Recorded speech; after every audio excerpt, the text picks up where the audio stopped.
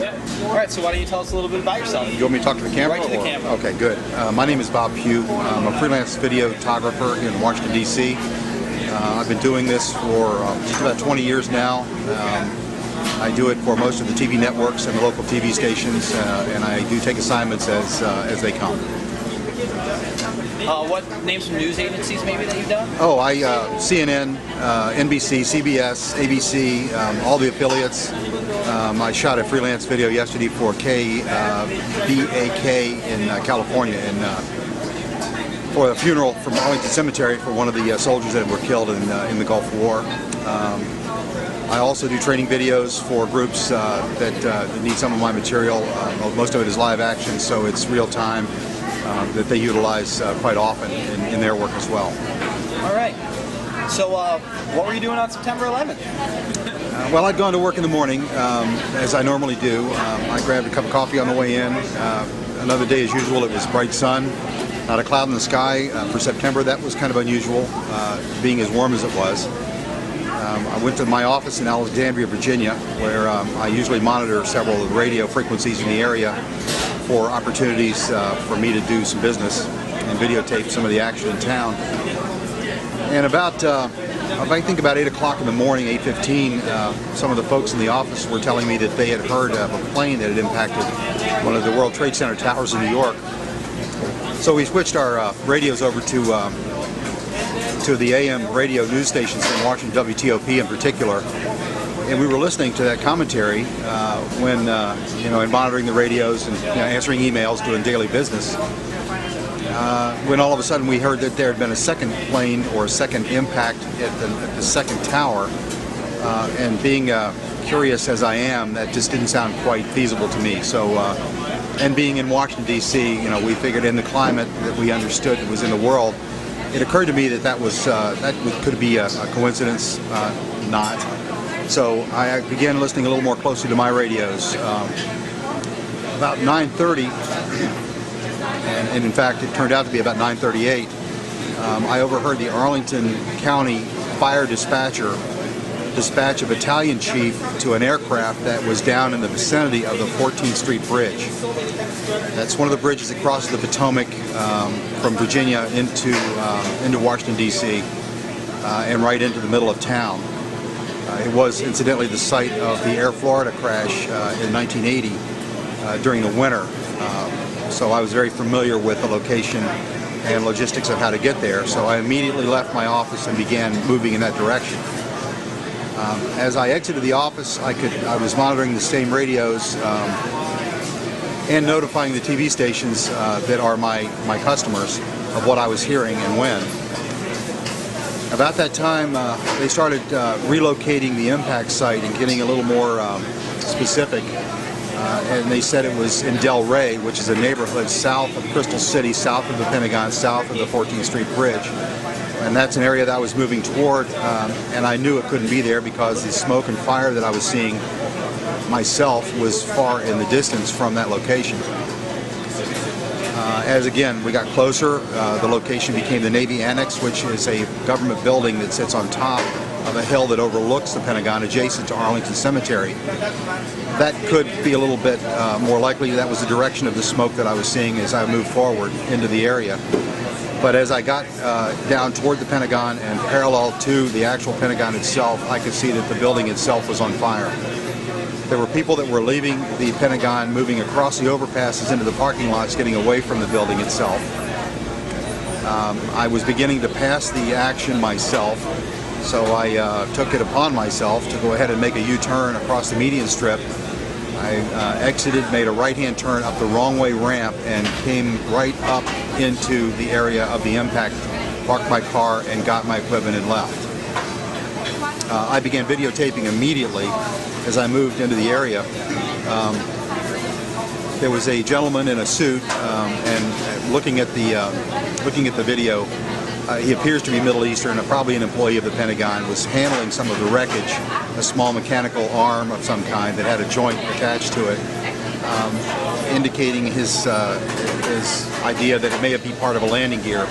And there was some discussion amongst the other uniformed military people that it was too small, but nevertheless it was a just a small piece of obviously something mechanical.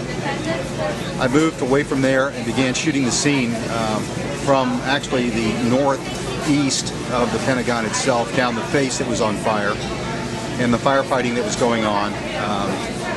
There is in my video a clip actually of a battalion chief from Fort Myer putting an air bottle on his back. In discussions with him, he has indicated to me that he put that air bottle on 5 minutes after the impact. So that helps me with my timeline and my thoughts. I figured I would be better off moving toward the fire itself. No one was in control of the area. I had free reign. I know better than to get in the way, so I tried to stay away from any of the actual firefighting or life-saving. I did photograph and videotape some of the medic units treating some of the injured immediately, and as I moved forward. Moving behind the ambulances, I was able to get a good shot of a gentleman on a stretcher that was it was pretty badly burned, being put into in the ambulance. He was asking the people around him to tell his family that he was okay. As I moved further still, I was focusing on the impact site and the firefighting directly across from the fire engine and the control tower at the heliport. All the while I'm looking for, and again, seeing videotape and photographs and reading information about airplane crashes, I'm looking for wreckage, and I don't see anything discernible. I can't find a piece of anything that I recognize. I can't see the tail, I can't see the wheels, I can't see the engines, there's no chairs, there's no luggage, there's no logo. I mean, for Air Florida, when we shot that, we could see the logo of the Air Florida plane. You know, there was identifiable structure that you could see with that kind of an impact on that aircraft. I moved along. I did photograph a lot of the actual people began to organize themselves. There was some stretcher bearers with some backboards moving into some organized line. I believe they were attempting to go back in the building to do some rescue. This was before the collapse. And they were mustering at the burned out fire equipment on the heliport concrete pad itself. And there's a lot of debris in the foreground of those videos. Again, very small pieces. I mean, I'm standing on pieces a dinner plate or smaller in size. The largest piece I believe I saw was maybe 2 by 3 feet, and it was crumpled. I believe that is the piece that everybody sees with a blue stripe. Well, or it had red paint on it, red logo, a red stripe. Again, I didn't dwell on that. There was a lot going on. I noticed the clergy were beginning to show up, and I figured that was something that would be valuable. I videotaped the gentlemen from the churches and from the different religions trying to figure out what they were going to do. The foam trucks were beginning to show up from National Airport. They were beginning to start their firefighting, and after the dispatches came through that it was a plane, I'm sure they came because of the fuel.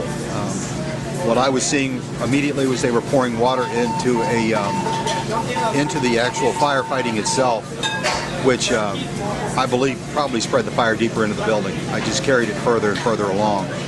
I don't know that for sure, but it sounds logical to me. There was no foam and there was no actual fuel fighting going on at that time.